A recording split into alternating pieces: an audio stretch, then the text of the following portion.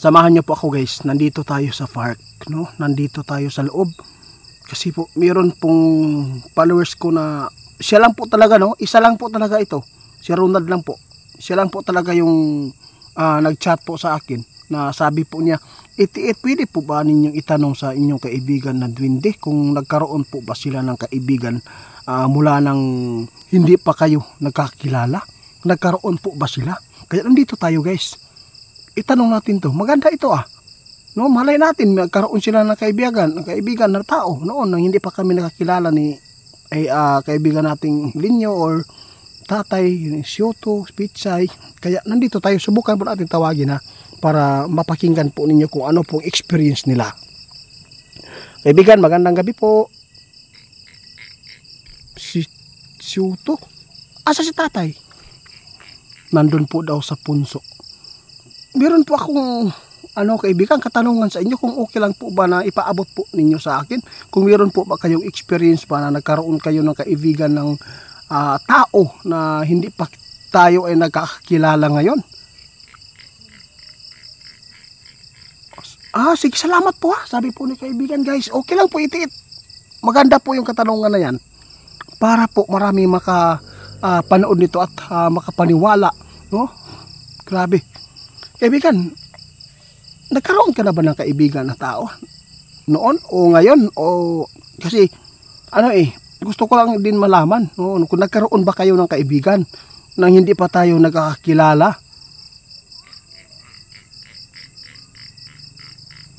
Ay, ganun po. Alaka. Sabi po ni kaibigan Kisa, si Sioto, hindi po siya nagkaroon po ng kaibigan na tao. Ngayon lang po. Ako lang po. Bakit po kayo kaibigan na kaibigan sa akin? Ay, sabi po niya guys, dahil po sa iyong tulong. No, nagkaroon tayo ng ugnayan ngayon dahil po sa tulong mo na kung anong ginawa po na makukulam sa amin na meron siyang ginamit na duwinding masama na itinakwil po doon sa kaharian namin. Ito po yung sabi niya guys. Pero yung tatay po niya guys, nagkaroon po daw ng kaibigan na tao. Pwede ko bang malaman kaibigan? Okay lang po ba? Na ipaabot natin sa social media? Sige po. Ikaw na tatanungin ko Kahit wala si tatay mo. Okay lang ba kay tatay mo kung i-open natin sa iyo? Di ba gagalit? Sige. Ito yung katanungan ko. Yung tatay mo, sabi mo ngayon, nagkaroon po siya ng kaibigan.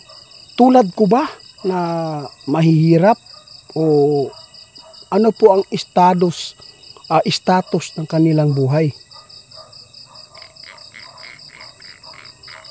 Laka, totoo yan kaibigan? Guys, ito po yung tatay po niya guys, no, nagkaroon po ng kaibigan pero patay na. Patay na? Pwede ko bang malaman po kung paano sila nagkakakilala? Ay, sige po. Guys, ang sabi po ni kaibigan ni Sioto, nagkaroon po siya ng kaibigan na tao dahil po ay nagtitiwala sila ng mga duwindi at nagbibigay po daw ng alay. Asan po ba? Taga-saan po yung kaibigan po niya kaibigan? Bakit?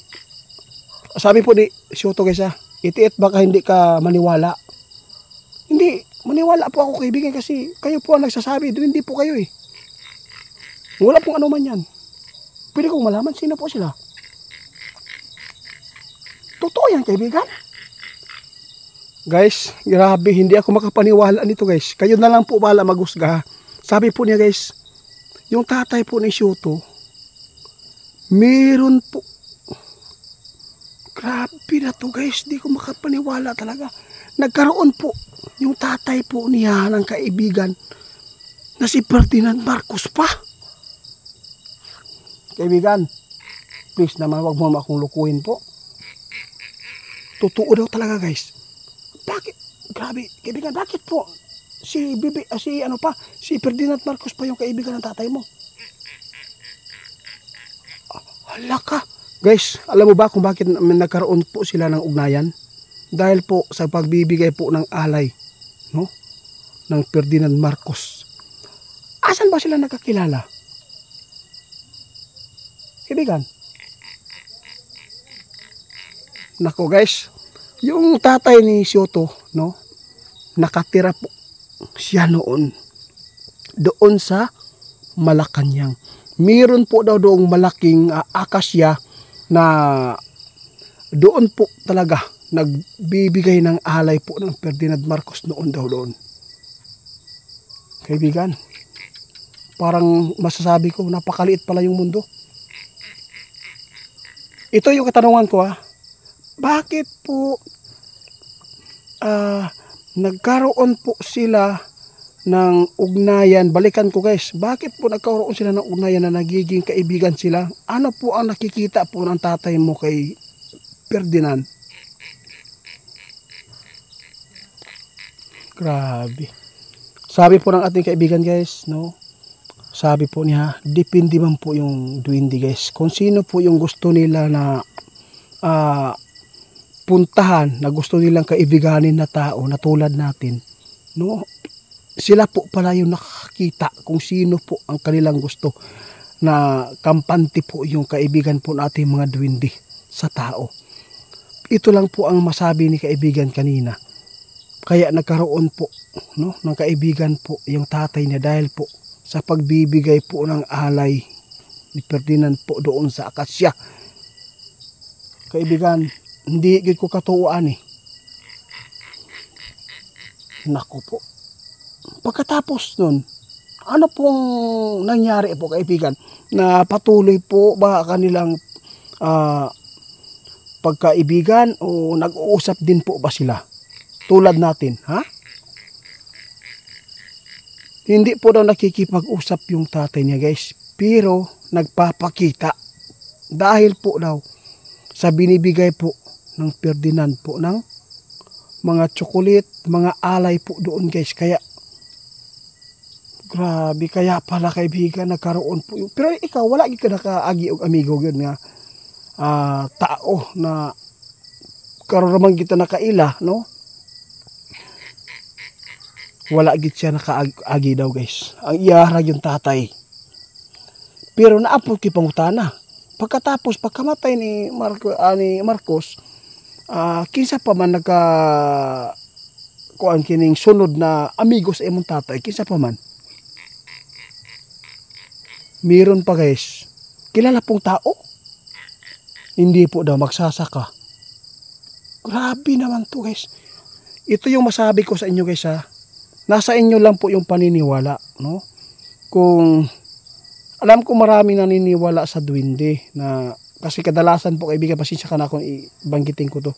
Kadalasan po yung mga tao pag duwende masama, no? Yun po ang sabi nila.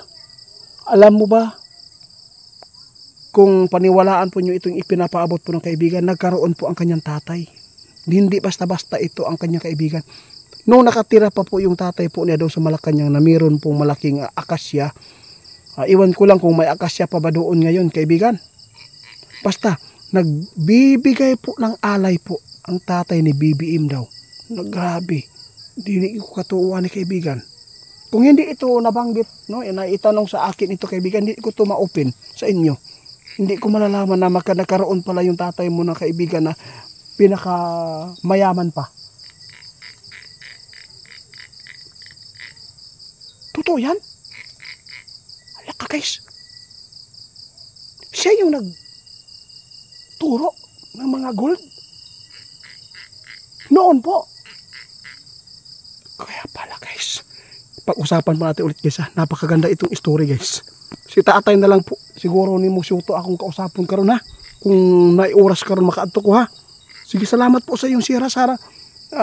Maintindihan po ni tatay mo ito na ikaw po yung nakausap ko at sinabi po niyo na nagkaroon po siya ng kaibigan na tao na napakasikat, presidente pa. Sige.